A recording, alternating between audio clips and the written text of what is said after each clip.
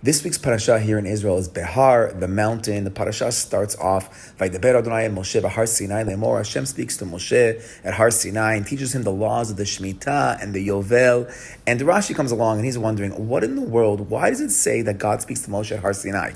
Now we know about Mount Sinai, we love Mount Sinai, we're in the middle of the Sfirat HaOmer right now, we're counting down to Mount Sinai, we're counting down to the giving of the Torah, Matan Torah, Kabbalat Torah, but that happened all the way at the end of the Sefer Shemot, and now we're at the end of Sefer Vayikra. It's a total different time zone, time period. So Rashi asks, Ma'inyan Shemitah to Har Sinai? What's the connection of Shemitah and Har Sinai? And Rashi goes on to explain about what was taught at Har Sinai and how Shemitah exemplifies that, and beyond the scope of what we want to speak about. But I actually want to speak a little bit more about the whole idea, the title of the parasha, the mountain. We think of getting the Torah at Har Sinai, but we keep saying this language of Mount Sinai, Mount Sinai.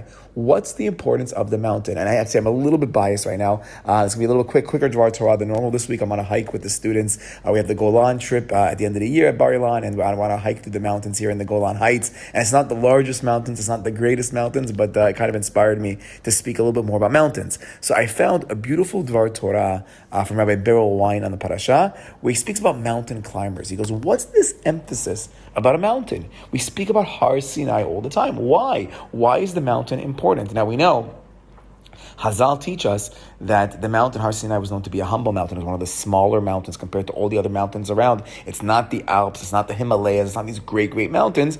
At the same time, it's still a mountain. So we have a smaller mountain to teach humility, that Hashem picks the smaller, humble mountain to give the Torah, because you have to have humility when you learn Torah. Jew in general, you want to reach greatness. We know Moshe Rabbeinu is the greatest of the great. He's the humble one.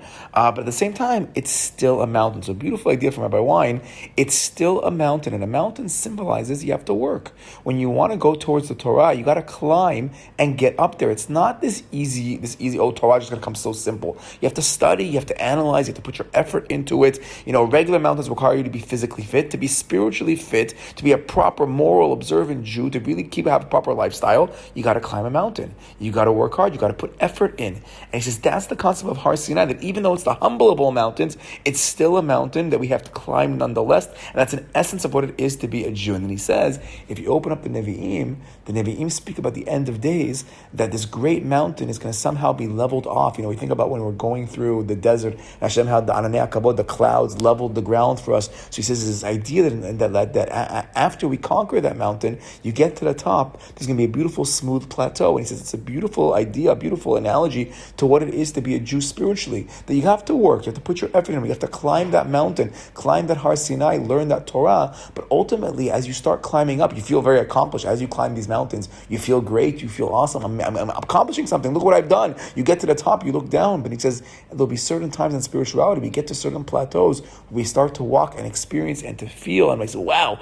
look at what I've done, look at how much easier it is. And it says, there's the famous Gemara that says at the end of days, the righteous are going to look back at their lives, and what are they going to do? They're going to see all the Yetzer Hara they conquered, how hard they worked. It was great mountains, and they're going to say, whoa, they're going to cry at all that effort that went in, but ultimately they're going to make it. They're going to see how great it is. You get to that top of the mountain, we're Har Bental today here in Israel, which is the mountain that overlooks all the borders of Syria and Lebanon. You look out, you see, wow, the same spiritual lookout. We climb to the top of that mountain, even if it's not the highest mountain in the world, but we still climb the mountain. Then you look out, you see the view, you say, wow, the spiritual view, what I've accomplished, where I've come from, and where I am now. But he says, for the Rasha, says the Gemara, it's like a hair. And you look at a hair, he looks back, he looks at his life, he says, wow, I couldn't conquer a little hair of a Yetzer Hara. But says Rabbi Wine beautifully, he goes, yeah, you know what? But the hair can entangle you. The hair can catch you and you can be stuck. I remember one of my children when he was little, he had a hair, got stuck around his little toe. He was a baby, a little shlomo, had a little toe around that. And we were so scared to take him to the doctor because we're so worried what the hair is going to do because he was such tiny little toes. But the hair can entangle you, it can catch you down. So it's small, it's little. That Yetzer Hara was nothing because they hadn't grown spiritually, but ultimately they got caught in it. But for the proper tzaddik and the level we all want to reach as we're getting closer to Shavuot is to realize that we have to put the effort in, we have to climb that mountain. But when you get to the top, it's going to be unbelievable. Shabbat shalom.